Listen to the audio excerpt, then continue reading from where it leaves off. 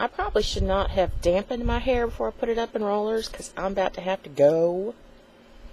It's kind of frustrating. Crunchy bag. Yeah, I think I'm going to have to take it down. They're cool, but my hair's still wet.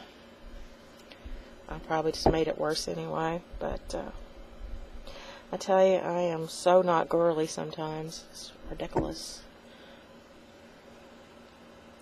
I was going to tell you guys also, I got some straight, some curly, great. I was going to tell you about my sleep study. I got that over and done with, and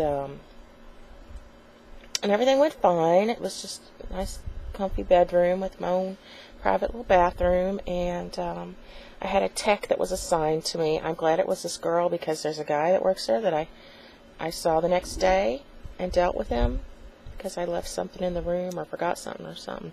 And he was extraordinarily hot, and I think I would have been nervous and possibly unable to sleep. And he had been my tech. Isn't that terrible? Falcon would be so sad if he heard that. But, yeah, they said what the deal was is if I was just sort of mild to moderate, they just let me sleep through the night, and then they would give the data to my doctor.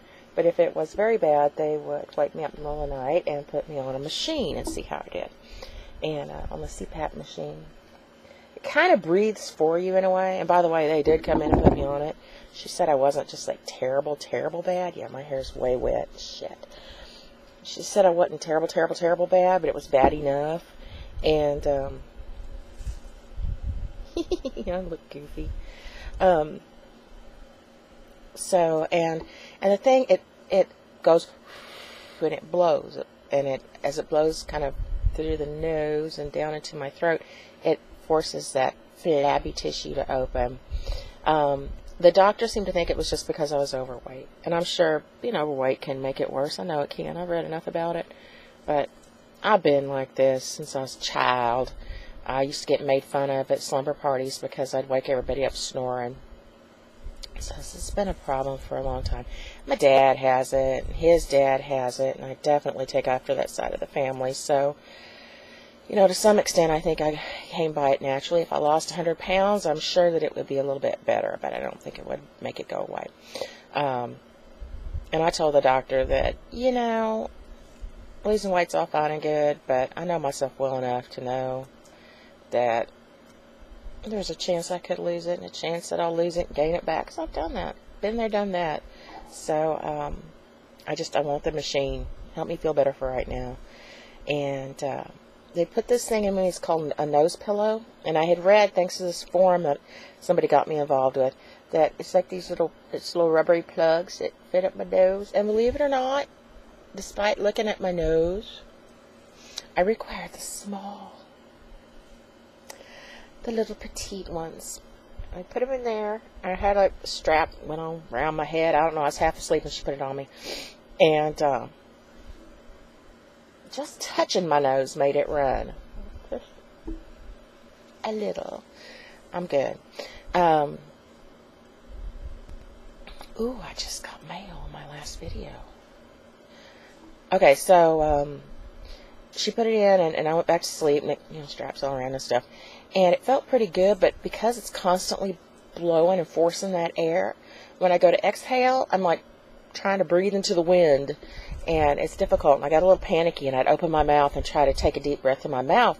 What happens when I open my mouth, the air goes in my nose and out my mouth instead of down into my throat. So I take a breath in, it would feel so good.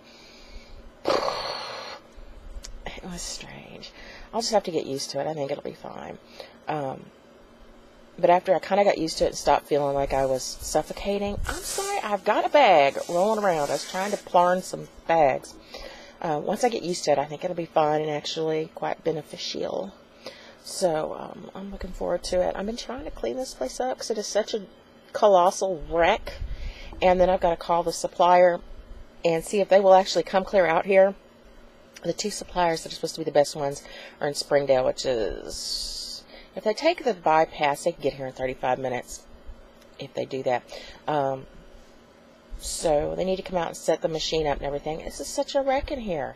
Got two cluttery, messy, crazy people living in here, and every surface is covered. I try to clear off this little bedside table thing here so they can put it there. And I know they're going to come in here and go, we're not plugging this thing into an extension cord that's plugged into a power strip that's plugged into the wall. So I don't know where they're going to plug it. I've got 2 outlets in this whole room, each with 2 outlets. You know, I've got 2 plates, each with 2 plug-ins. This one that's nearest my bed, it's got the air conditioner in one. No way we're putting that air conditioner plug in something else. Got another power strip plugged into that for Falcon's computer stuff. And then an extension cord that goes over here so I can have lamps and such. Yeah, it's a little sparse in here as far as electricity is concerned. We'll see. We'll see what they say. I can't wait till it's dry so I can actually run my fingers through it. I bet I'll look like an old lady with poodle hair. That's what I predict. Oh well. I gotta go. I think Falcon is close to home. Mwah.